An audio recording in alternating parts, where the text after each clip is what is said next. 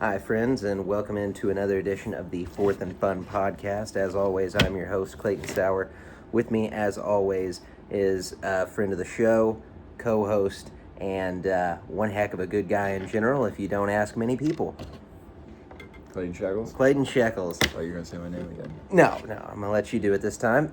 So today, we are going to be getting into our top 10 running backs as we expect them to be this year in college football. This is not necessarily where we project them to be, as far as draft status or as far as, whatever have you. It's just the 10 guys that we like the most, what we think they may do, what we think they are right now. Not as many names this year, I feel, as there were in years past, as far as, returning production. There's a couple that are really strong, but...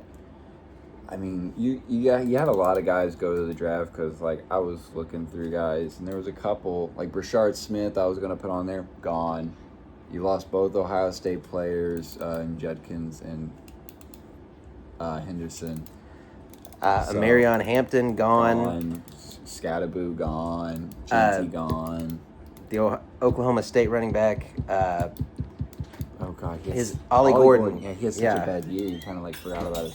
Ended up being a late-round pick, went to my Dolphins. Pretty enthused about that pick. All right, but with that out of the way, we're going to be getting into our top 10s. I'll start first, as typical, with my 10 through 5. Some names that you're probably not going to hear from a lot of other people as far as, who they think are in their top 10. So my number 10 is Justice Haynes. This is a guy for Alabama last year. Didn't really get a whole lot of run. He had 79 carries for 448 yards, but he had 7 touchdowns. And, he didn't provide a whole lot as far as receptions go, but at Michigan, you don't really need to, and that's where he's headed this year. And Michigan hasn't had a bad running back since, I don't even know when, probably since before we were even thought of. So, a very high upside guy. I think he's probably going to add 100 carries this year, if not more. I'd be shocked if he finishes with less than 1,200 yards. To add on what you said about, not helping in the passing game, I'm looking at, a lot of these guys. Not a lot of them are in the passing game. And not a whole lot of high volume. That might be with, the play style we're starting to see, throwing the ball downfield. Not always 40 yards, but, you're hitting your digs, your 10-yard outs. Yeah. Over routes, more so, it's a lot more fast-paced. You want to push the ball. Yeah. You want to hit those big plays often. Oh, exactly, for sure. So, the college game's always ahead of the NFL, and half the time it's just a regression from what it was 25 years ago. And there's still some pretty good backs on this list. I could see him just being a high-volume guy behind a great offensive line. Obviously they lost a lot to the NFL, but it's Michigan. Yeah. They're not going to be that on the line. I hope. And then up next, I've got Eli Sanders, another name that pretty low on a lot of people's lists. For me, I think he's going to be a very solid addition to a USC offense that coached by Lincoln Riley. I see them taking a big step up this year.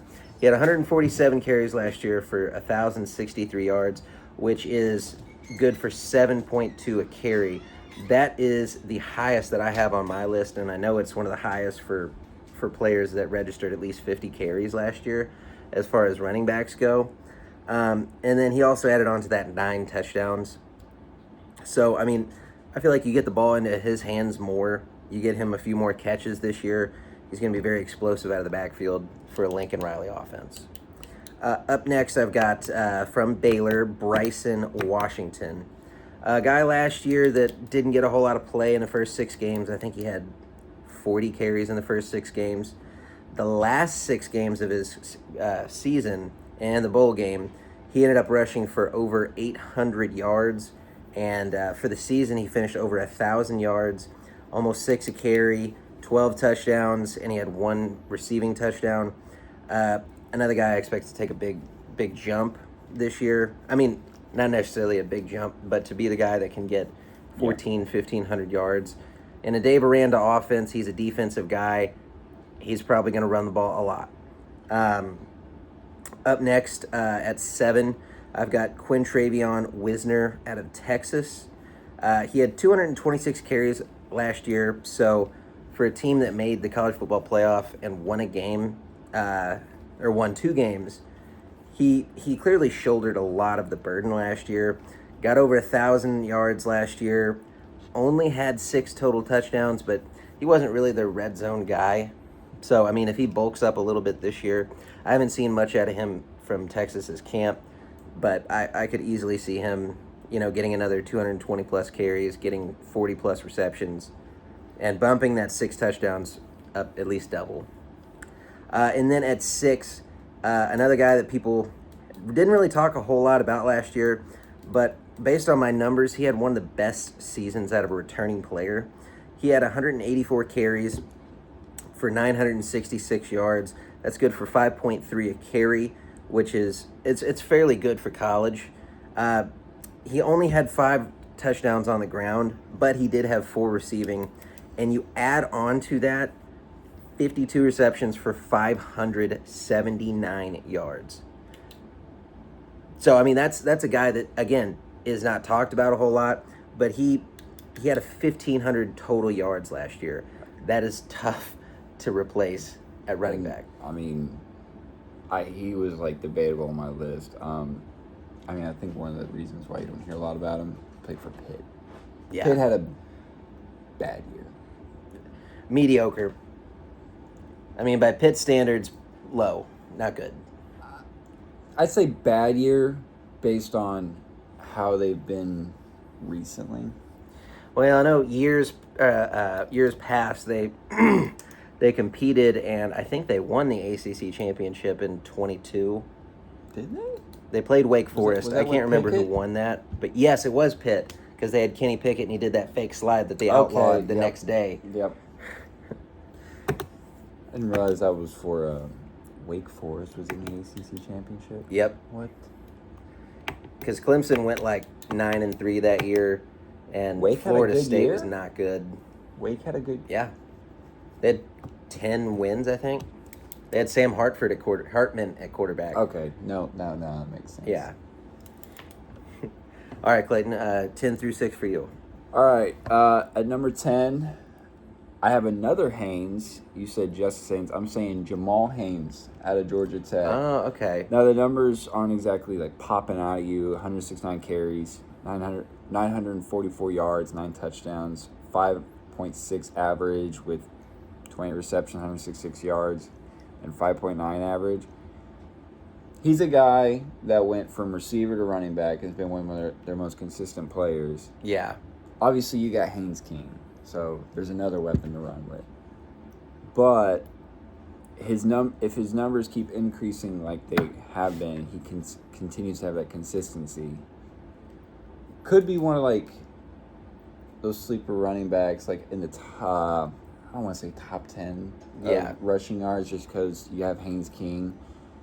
But he'll be up there, because when I was looking, Jeremiah Love was only 30th. Yeah. And he's considered one of the top backs, so. And that's a guy I really considered. Honestly, if I had 11, he was, if not 11, right there. Yeah. Because I only made 13 guys on this list because, I feel like once you get past that point, you're just trying to find people. But he was one that I really, really had to take a look at because what he did last season, coming back, got Mason King again at quarterback, or Haynes King again at quarterback. I think he's going to be really good. All right, 9. I got. I think you talked about Bryson Washington. I'm not going to get into it too much. I'm just going to say the Baylor running back. Yeah. Number 8. A guy that I liked last year on a not so good Washington team, Jonah Coleman. Yep. Just lately, it seems like Washington has decent, powerful running backs, and now they have. I can't remember who they had on their championship runner-up run. Oh gosh. But this Jonah Coleman with 193 yards, 1,053 yards. 193 carries. Yeah. 1,053 yards with 10 touchdowns. And then 23 receptions, 177 yards, 5.5 average on the ground, 7.7. When you're receiving the ball, obviously not popping numbers. Bad year for Washington. They did lose. I think they started losing quite a bit on pieces and everything. Yeah. But I mean, depending on, and I haven't paid attention a whole lot to transfer portal and who they're bringing in, because I'm not going to get Washington news and everything. Yeah. But I mean, if they can get a decent O-line, get a solid ground attack. Well, Louisville played them in the bowl game last year, and I remember he was a tough guy to bring down. Strong runner. And maybe, I mean, we know how Scottaboo was, powerful runner, high motor. I'm not saying it will happen, but they build the right pieces around him. I'm pretty sure he's a junior, maybe a senior. I'm not sure. But he could have a very similar, probably not as spectacular, but a very similar season.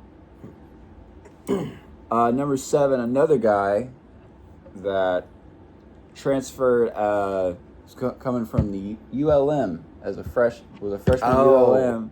I know. Going to Missouri, Ahmad Hardy. Yep. I think he had one of the best seasons as a freshman running back with 237 carries, 1,351 yards with a 5.7 average, 13 touchdowns, 8 reception, 9.0 average with 72 yards. My only question with him is you're going from the ULM. Yep. Not a great program at all. Not in a great conference either. Going to the SEC, but I mean, a true freshman, don't matter what conference you're, a true freshman putting up those numbers. Yeah. And obviously, play for ULM. You don't see a lot about them. You're not going to see, unless your name's freaking General Booty. Yeah. You're not going to see a lot coming out of UL Monroe. Now, did you happen to find any stats when they played Texas that he had? No. I couldn't either. I didn't look at game logs. I probably should have. But I know, because he was one of the guys it was in one of my 13 that I was really looking at. Yeah, there was, you had Desmond Reed. He was a guy just on the outside looking in. Yeah. But I mean, my thing with Ahmad is true freshman. You true freshmen put up those numbers, good enough to transfer to the SEC. I believe he's the 3rd returning rusher from last season. Oh, I didn't even know he was that. No, I don't think he was that high. He may have been, because there's a lot. There was a lot that got drafted that I didn't even realize. The top 9 rushers from last season are gone. Yeah. Really? Yeah. Horvath is gone? Well, that's a quarterback. Oh, you're talking about straight running backs. Yeah. He might be, because I was trying to, I was, looking at everything, and, I mean, you click on a guy, drafted. Click on a guy, drafted. Yeah. Click on a guy, senior. I was about to take a Memphis guy that went undrafted and signed with the team. I was looking at Giddens from Kansas State, because I thought, wow, he had a heck of a year. Gone. On the Colts. Yeah, gone. Number 6, from Oregon, Mekhi Hughes. Transferring from Tulane, I believe. Yep. And the leading returning rusher from last year. And I remember seeing glimpses of Hughes at Tulane. Yeah. I mean, Tulane's been on a tear lately, I think, in my opinion. You had Pratt. I can't remember the running back they had before Hughes. But he was real good, though. I don't know if he got drafted, but I know he got picked up somewhere. Yeah, but I mean, I think he has the highest total yards out of the guys I have on my list, with 265 carries, 1,400 yards, 15 touchdowns, 5.3 average, 19 reception, 176 yards with a 9.3 average, 2 touchdowns. Obviously, and like I said earlier, not a lot of these guys are going to have spectacular numbers on the ground, on receiving the ball. Yep. But I mean, going to Oregon, one of the top programs. I mean, sky's the limit. Another team that hasn't had a lackluster running back since forever. Sky's the limit for him now. You're on a solid Tulane team. For I could see Tulane moving up to like Big 12 or something, and If they want to. in like the next 5 years, if they decide to, if they continue on the trend there are. But I mean, you're going to Oregon now, just. I mean, that's a team that I could prospect see after prospect having that SMU type of year where Tulane, they make that jump up and then they surprise all the big dogs in their new conference. I don't think they go Big 12, but possibly ACC. Yeah. I doubt the SEC would want them. Really? Being that they're the same exact market that LSU is. I just don't see them going to SEC, though. Yeah, I wouldn't. And I know they're not enough of a brain school to go to the Big Ten. Yeah. But I think the sky's going to be the limit for him. And honestly, I could see him. I have him at 6. I could see him being top 5 if he continues to produce at the level he's producing. All right. On to my top 5. You already said one of my guys, so I'll start at 5. Here's where I have Katron Allen. Now, this is a guy you can see anywhere from 2 to, 10. But for me, I got him right in the middle somewhere. I got him at 5. So he had 220 carries last season. So he was carrying a lot of the burden for the offense as far as the rushing game goes. I think he's their third down. He's their power guy. Yeah. So, I mean, he had 1,108 yards. So, I mean, in my opinion, he's the second best player in that backfield. He is the number 1 for 130 other teams, if not more than that. Yeah. But he had 1,108 yards, 8 touchdowns. He ended up only having about 18 receptions for 153 yards and 2 touchdowns. So, like Clayton said, he's going to be your power back that gets you, 3-4 yards in a cloud of dust. But he's another player that's got a really nice skill set and very dangerous in that Penn State backfield. At number 4, that's where I've got Mekhi Hughes. I know you had him at 6. Clayton went into him already, so I won't go too much into it. Just that he had 265 carries for over 1,400 yards. That's pretty darn good anywhere that you are in Division I, especially with them being, they're a group of 5, but the AAC is like somewhere in between. I think it's either AAC or Sun Belt are your best AAC or Mountain West are your best group of 5. Yeah, they're the best non-Power 4 conferences. Sun Belt's like teetering. Like you don't know what you're going to get year to year, because it used to be App State was dominant for like mid 2010s to late, and then they kind of fallen off. You don't really. I mean, who's even the top dog in that conference? It might be ULM. No way. Did they have a good year? I thought they were pretty solid last year. I thought they had 8 wins. I may be wrong. Moving on. At number 3, I have Isaac Brown from Louisville. A true dual threat guy. He had really good numbers on the ground. He had 165 carries for 1,173 yards.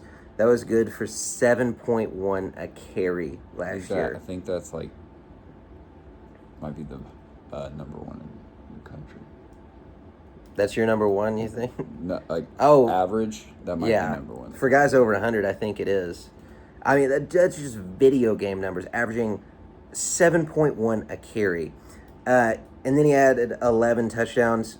But his real thing that was like really nice about him was that you could dump the ball off to him when you needed to. He had 30 catches last year, only 152 yards, so he's good for about 5 yards a catch, but a nice little safety valve when you needed it, and he added another touchdown through the air. But that's another guy that, with a Jeff Brom offense, he likes to pass the ball a lot, but these past few years, his running backs have just been so good.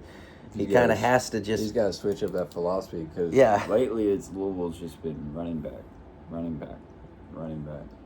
Yeah, I feel like every starting running back we've had the past 5 years has been drafted. So it's not a bad problem to have. And then on to my top 2. a lot of people could have either of these two back and forth. I just went with what I think, is the better situation. So at number 2, I've got Nicholas Singleton from Penn State. In my opinion, he's the best running back in their backfield. Obviously, it's a tough competition for that. If it's not 1 and 2, it's 1A and 1B. He had 172 carries last season for 1,099 yards, basically 1,100. He had 12 touchdowns, but the difference maker between him and Katron Allen, in my opinion, is what they can do in the passing game. He had 41 catches for 375 yards and 5 touchdowns. Now, you add into that the 6.4 yards per carry that he had last year. I think that just puts him above Katron Allen, just that much more. And I got him above Isaac Brown simply because of the yards receiving. Isaac Brown was a catch, go down. Singleton was a catch, look out type of guy.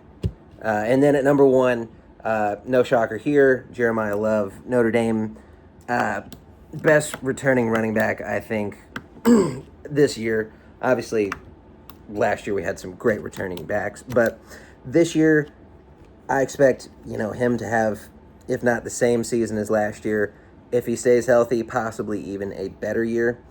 He didn't get a whole lot of work. He had 163 carries, which is one of the fewest that I actually have on my list.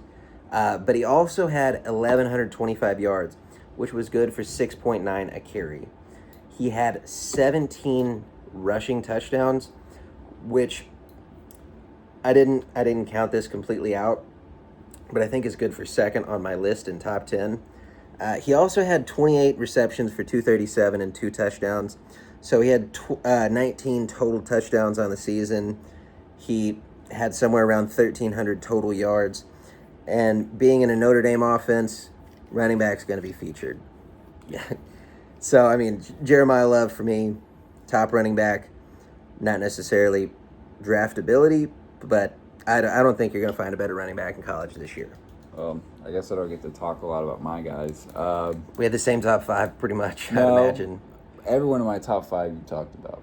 Oh. So at 5, this one's going to be a little bit of a shocker. I'm going to explain why I have him at 5. Quintravion Wisner. Is it Wisner or Wisner? I think it's Wisner. I'm not really sure. I think it's Wisner. I'm going to say Wisner. The reason I have him that high is, yes, he had a decent year. Not great, but Texas offense was pretty pass heavy with having Bond and Golden and Gunnar Helm. And Quinn Ewers. Yeah. Quinn Ewers. Gunnar Helm. Is that Texas or at LSU? Whatever, they had a decent tight end. But I think, and I put him here on a theory I have. Arch Manning has not started. He's only started a few games. Yeah. I think to take the load off of him, they're going to feature Wisner a lot more, and he's going to have a somewhat of a breakout year. I could definitely see that happening. Especially losing your top 2 receivers. Especially those first 2-3 games while Manning is getting his feet wet. Yeah. Because I believe they play a really tough game the first couple games. I can't remember who they play. I know they played Michigan at Michigan last year. I don't think it's quite that tough of a matchup, but I know it's no cakewalk. Yeah. That was going to be my only one I really talked about. Because 4, I got Isaac Brown.